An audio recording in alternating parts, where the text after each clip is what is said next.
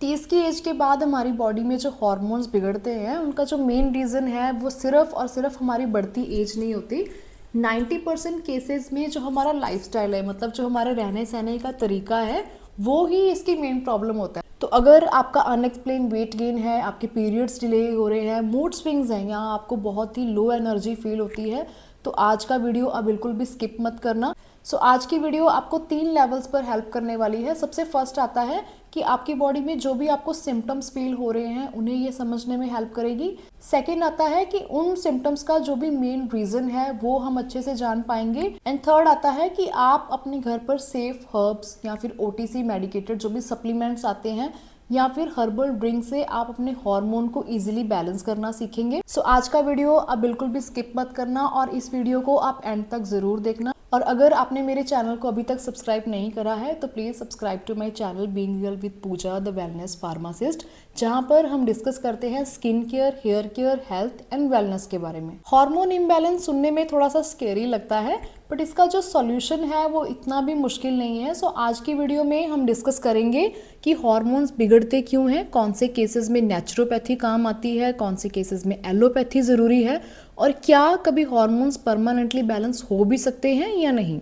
सबसे first question आता है कि ये जो हार्मोन्स हैं ये आखिर इम्बैलेंस होते क्यों हैं। तो ये जो हार्मोन इम्बैलेंस है ये मेनली 4 रीज़न की वजह से होता है, और यही 4 चीज़ें आपको पूरी वीडियो को अच्छे से समझने में हेल्प करेंगी। सबसे फर्स्ट आता है कॉर्टिसोल।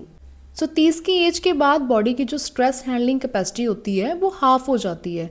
लगातार स्ट्रेस से जो कॉर्टिसोल का लेवल है वो बहुत हाई हो जाता है। कॉर्टिसोल के बारे में मैंने अपनी लास्ट वीडियो में भी कवर करा था, उसका जो लिंक है वो मैं आपको डिस्क्रिप्शन में दे दूंगी।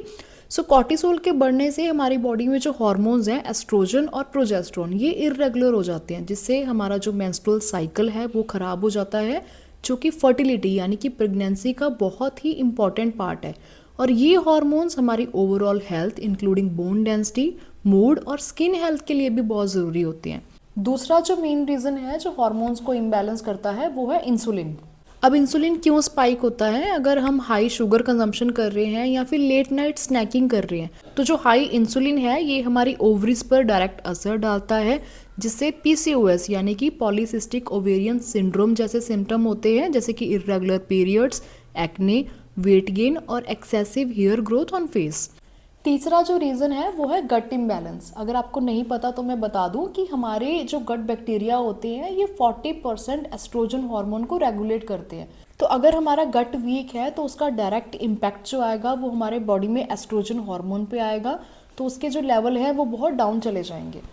चौथा जो रीज़न है वो है इरेगुलर स्लीप। अगर हम अच्छे से नहीं सोते हैं, हमारी इरेगुलर स्लीप साइकिल है, तो उसकी वजह से क्या होता है कि हमारी बॉडी में जो मेलाटोनिन होता है वो काफ़ी कम हो जाता है। उसकी वजह से कॉर्टिसोल जो कि एक स्ट्रेस हार्मोन है उसका लेवल बहुत हाई हो जाता है, और वो डायरेक्टली हमारी बॉडी में हार्मोन्स पर इम्पैक्ट डालता है और हमारी बॉडी में हार्मोन इम्बैलेंस क्रिएट हो जाता है। नेक्स्ट जो पार्ट है वो ये है कि जब हमारी बॉडी में ये हार्मोन इम्बैलेंस हो जाते हैं तो हमारी बॉडी में ऐसे क्या क्या सिम्टम्स आते हैं। ऐसे बहुत सारे सिम्टम्स आते हैं जो मोस्टली लेडीज इग्नोर करती हैं, जैसे कि हेयर फॉल की प्रॉब्लम बढ़ जाती है, weight gain specially around the tummy area, आपके मूड स्विंग होने लग जाते हैं, एंग्जाइटी की प्रॉब्लम हो जाती है, पीरियड्स डिले होना, आपकी जो जॉ लाइन है इस पे एक्ने होना, या फिर अच्छी नींद लेने के बावजूद भी आपको थकावट फील होना। आप जो भी फील कर रहे हैं वो सिर्फ आपकी इमेजिनेशन नहीं है, ये हार्मोन्स का इम्बैलेंस हो सकता है। तो अगर एक बार ये हार्मोन्स हमारी बॉडी में इम्बैलेंस हो जाए तो क्या हम इन्हें दोबारा से बैलेंस कर सकते हैं? यस, हम इन्हें बैलेंस कर सकते हैं, बट अगेन ये डिपेंड करता है कि आपको किस टाइप का हार्मोन इम्बैलेंस है। कुछ केसेस हैं जहाँ पे हम इन्हें बैलेंस कर सकते हैं, बट कुछ केसेस हैं जो कि इरिवर्सिबल होते हैं। तो सबसे पहला आता है लाइफस्टाइल क्रिएटेड इम्बैलेंस, मतलब हमारी जो भी गलत लाइफस्टाइल है, गलत हैबिट्स हैं, उसकी वजह से जो भी हमारी बॉडी में हार्मोन्स का इम्बैलेंस हो गया है। तो यस, ये वाला जो इम्बैलेंस होता है ये 100% रिवर्सिबल है। तो उसके लिए आप अच्छी नींद लें, आपकी जो भी गट टिश्यूज़ हैं, मतलब पेट से जुड़ी जो भी आपकी प्रॉब्लम्स हैं उन्हें आप ठीक करें, अच्छी डाइट लें और अपना जो स्ट्रेस लेवल है उसे कम करें।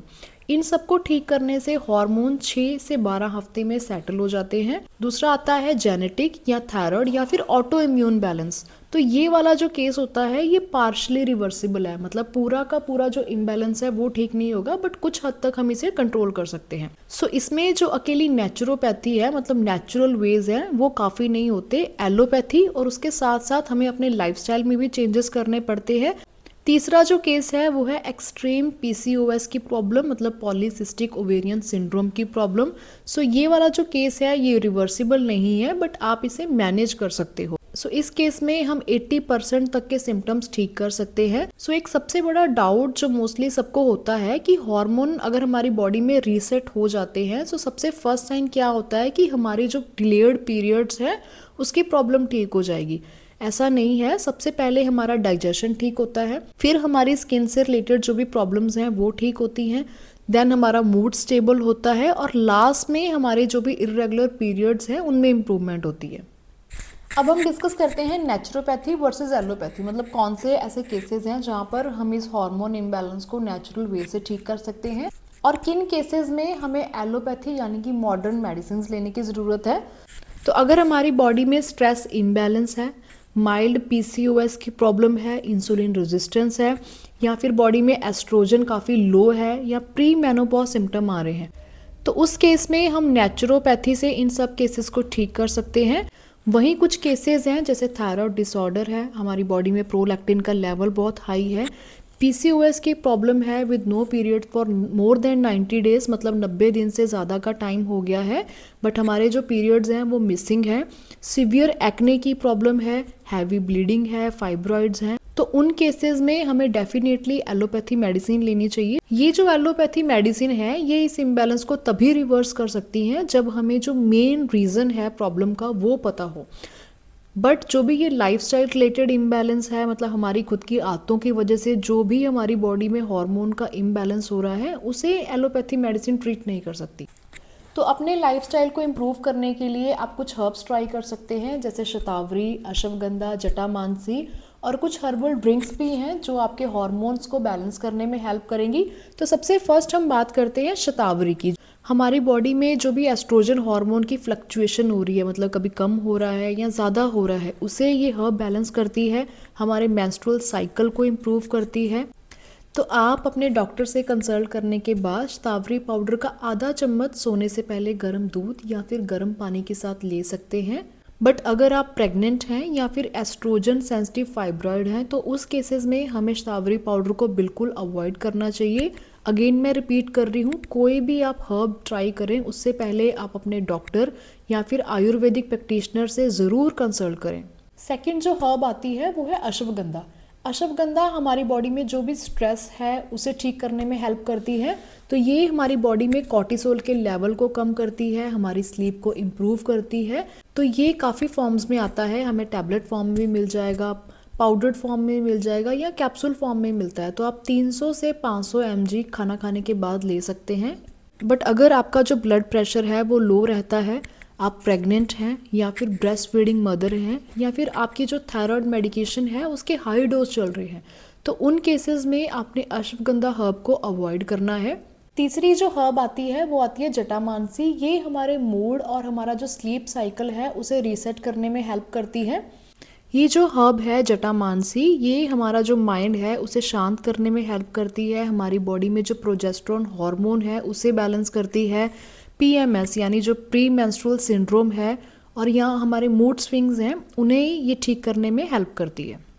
तो अगर आप अपने डॉक्टर से कंसल्ट करने के बाद इस हर्ब को लेते हैं तो विद इन 7 डेज़ आपका जो स्लीप साइकिल है वो इम्प्रूव होगा। 2 हफ्तों में आपका जो मूड है, मूड स्विंग्स की प्रॉब्लम है वो बेटर होगी, और जो भी हमारी बॉडी में हार्मोन इम्बैलेंस है वो within 4 to 6 week balance होना स्टार्ट हो जाएगा। सो इन हर्ब्स के साथ साथ कुछ OTC मतलब over the counter safe supplements भी आते हैं जो आप ऑफलाइन भी खरीद सकते हैं, ऑनलाइन भी आप खरीद सकते हैं। तो फर्स्ट जो आता है वो आता है मायोइनोसिटोल और डीकायरोइनोसिटोल का कम्बिनेशन। ये 40:1 में आता है। ये सप्लीमेंट हमारा जो इंसुलिन लेवल है उसे बैलेंस करता है, हमारी जो ओव्यूलेशन है उसे इम्प्रूव करता है, एक्ने की प्रॉब्लम को ठीक करता है। सो कुछ कंपनीज हैं जैसे न्यूट्रीडिग, कार्बामाइड फूड्स, ये इस प्रोडक्ट को सेल करती हैं। सेकंड आता है विटामिन D3। मैंने अपनी लास्ट वीडियो में भी कवर करा था कि कैसे विटामिन D हमारी बॉडी को बैलेंस करता है, हमारे हार्मोन्स को बैलेंस करता है।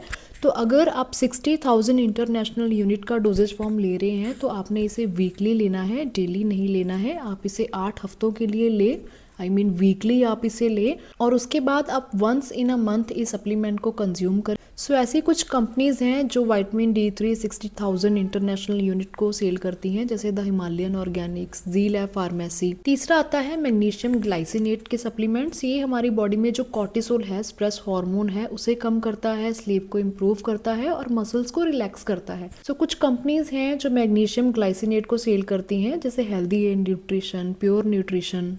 तो हर्ब्स और इन सप्लीमेंट के साथ साथ आप कुछ होममेड ड्रिंक भी ट्राई कर सकते हैं, काढ़ा ट्राई कर सकते हैं, वो भी आपके हार्मोन्स को बैलेंस करने में हेल्प करेगा। तो यहाँ पे मैं एक होममेड हार्मोन बैलेंसिंग ड्रिंक की रेसिपी शेयर कर रही हूँ।